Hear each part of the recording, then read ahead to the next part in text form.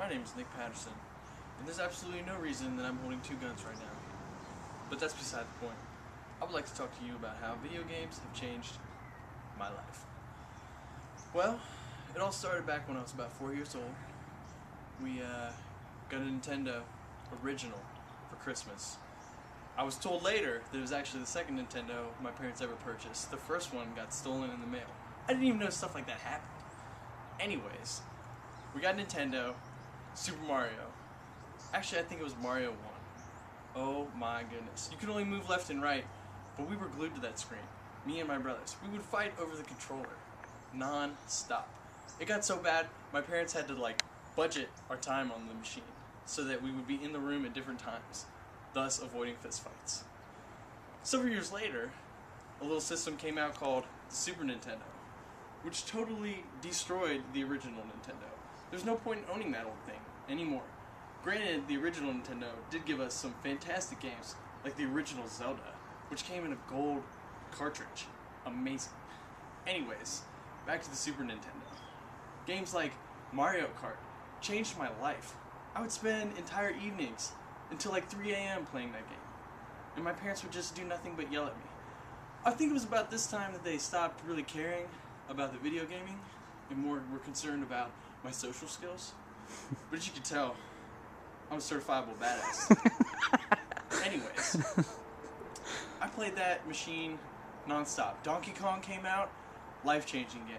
There's songs about Donkey Kong that I love. That's just really nerdy of me, I'm sorry. Then this system came out called the Sega Genesis, Sonic the Hedgehog. Oh my goodness. The colors were amazing, and all you had to do was wind your character up and go across the map and jump on stuff. So easy. My little brother could do it. I'm at 2 minutes? Mm-hmm. Anyways, that was confusing. Wait, Sorry. I've talked for 2 minutes or I have 2 minutes left? You talked for 2 minutes, 15 alright. seconds. We can edit it out, so. Sorry. Sega Genesis. Now, Sega Genesis, third system that we ever owned. So we're talking about a $300 investment at this point just on systems. Wow. I can't even tell you how many video games I had. I mean, split 3 ways between me and my brothers. We would each get 2 at Christmas. That's kind of ridiculous. Talk about the investment over the duration of my video gaming career. We haven't even gotten to computers yet. Back to the subject at hand, the Sega Genesis. Oh my goodness, I think it was on this machine that we're gonna edit all that out. Back it up, pause, boop. It's PlayStation original. Oh wow. Metal Gear Solid, a game of espionage. The point of the game wasn't even to shoot your gun, it was just to sneak around. I mean, video gaming got taken to a whole new level, and no longer were you moving left to right across the screen.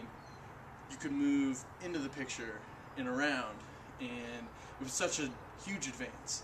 That, and I think that it was at this point the game started coming out on CDs. More information can be put on a CD, better games. Plus the PS1 had a ridiculous processing power compared to its predecessors like the Nintendo, Super Nintendo, and the Genesis. Genesis tried to compete with some other machine that came out. It totally tanked. No one bought it. Then, the Nintendo 64. GoldenEye. Perfect Dark. More Donkey Kongs. Silent Scope. Oh, wow. I mean, it just took video gaming to a whole new level. Whole new level. And from there, it didn't stop. It just went to the Xbox 360 and the PlayStation 3, and then computers. I mean, I gotta think about where things have come from in the beginning with only left to right. I mean, before that it was Atari, and then the game Pong, and before that it was arcades, like pinball machine. My parents' life sucked. I think that we are not far off from being in a situation where we're gonna have Star Trek, and they're gonna have holodecks, and you're just gonna walk into a room, and bam, Captain Bad Guy, and then one over here, and one behind you. I mean, you never know, and it's gotta happen in our lifetime.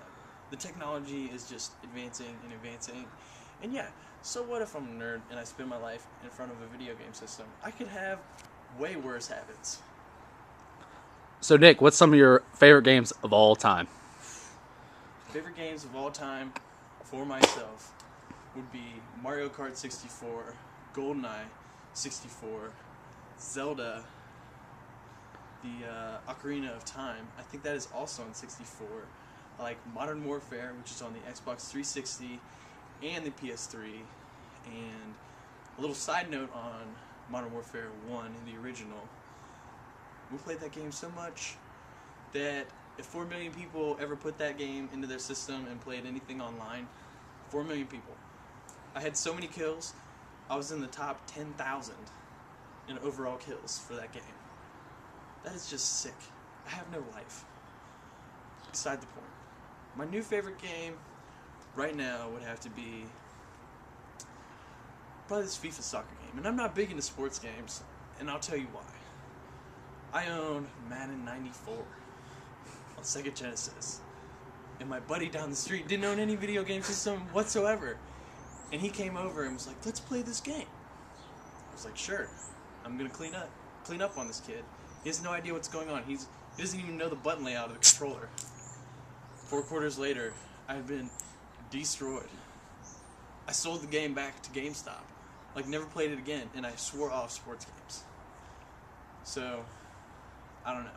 I guess, to each his own. If you're not really into the games coming out on a system, then you're not going to like it. But here I am. I love it. I mean, there's always something on every system for me. And the truth is, if I could sit down and get away from the world for a little while and go to this little environment that is the way I want it to be and the way I make it, whatever. I don't have to deal with my problems or anything like that. And that's not a great outlet, but who cares? I'll come back to reality. And I think that I play very well with others. I'm not socially inept at all. I think there's a good balance. And just learning to control playing video games versus being a social person and just walking around with guns in public. So I guess what I came here and I told you was about my experiences playing video game, where it all started, where I think it's going. And I really don't think that we're that far off from some mind-blowing technology and some really ridiculous type things that are just like only have been dreamt about in sci-fi. But isn't that the whole point of sci-fi and technology? I mean, we just want to make things better and more real. So, what really is the problem?